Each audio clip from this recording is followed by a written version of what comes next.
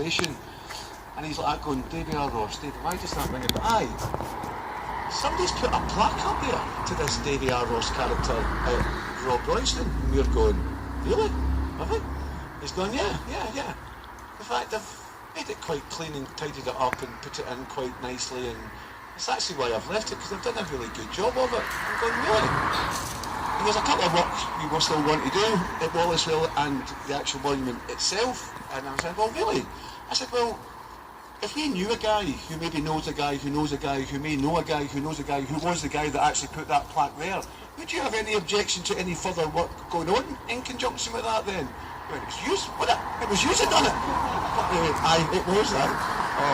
So fortunately for Dennis, he obviously helped us with this, with Rob Royce and the Wallace Well. I think they've got 20 grand spent on that. A couple of other things going on there that I can't tell you about, which are looking really, really good. The Wallace Monument itself, the Wallace Well is delisted. Nick Brander of the Society, we're trying to get it back to be listed again, especially with all the work in all the houses which are going there. So it's something that we do want to get back on the listed bits, so they can't touch it. But again, Rob Royston, if you try and go to Rob Royston, there's 3 signs there which actually tell you where to go. Don't phone up the council and say thanks very much for putting the signs up, boys. No, because it was us that put them up. It wasn't the council. The council don't want to know. They don't want it put up there. They don't want people knowing that's where it's there, which is scary, really.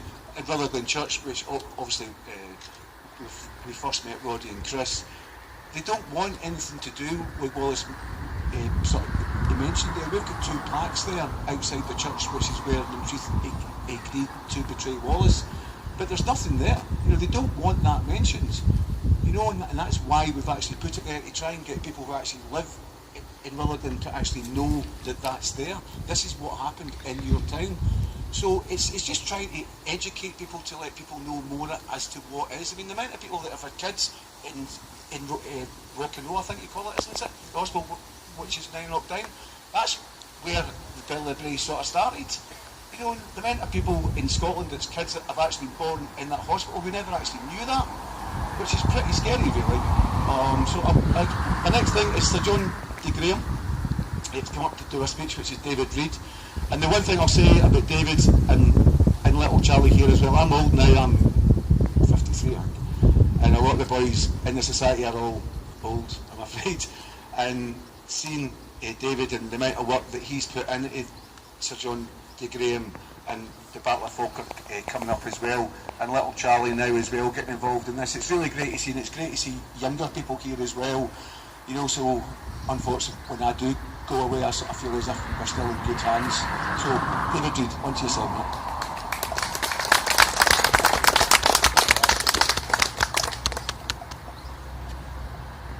First of all, bear with me because I'm not very good at the speeches, so if I start slaving and fish, that's my apologies.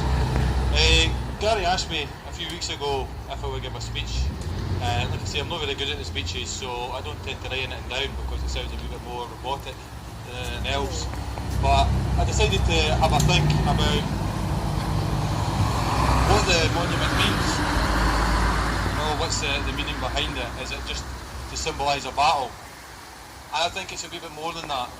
When you look at the monument itself that Andy designed and Chris Roddy carved into stone, to me it symbolises defiance. They weren't just going to stand and allow an English king to come in and do as he pleases. You can see that by the great helm that's at the very top of the monument, sort of similar to the one I've got there, and his claymore. To me it also symbolises inspiration. We're talking about men that were not very well equipped. The knights had chainmail and good weapons, but the men that followed them were following them because they believed in the cause, not because they were paid to do so.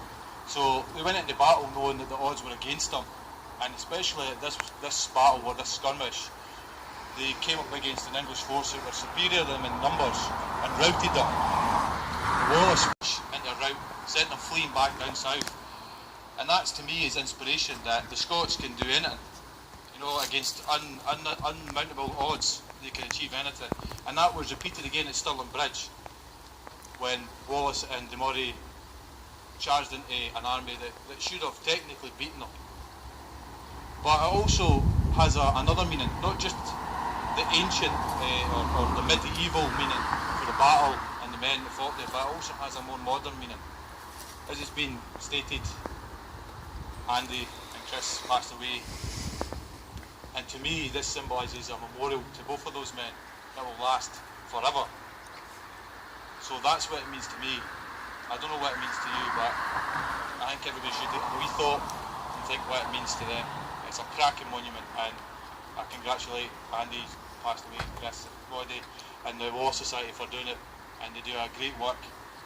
And we should be coming out to these events, these commemoration, because I strongly believe that while thousands turn up to political events, political rallies, not just Scottish political ones, but also Trump and stuff like that. But if we don't turn out to historical ones, it seems a wee bit of a shame, because we can't really know who we are and where we're going unless we know where we've been. So I think we really need to start thinking about that and start paying a wee bit more attention to our history, especially the one that's really rich. Americans are going daft for it, so should we.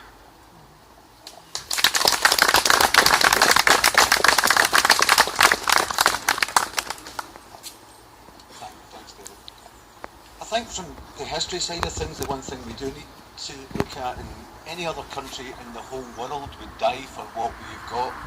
You've got bagpipes, you've got whiskey, you've got kilts, plaids. People, whenever you see that, you think of Scotland.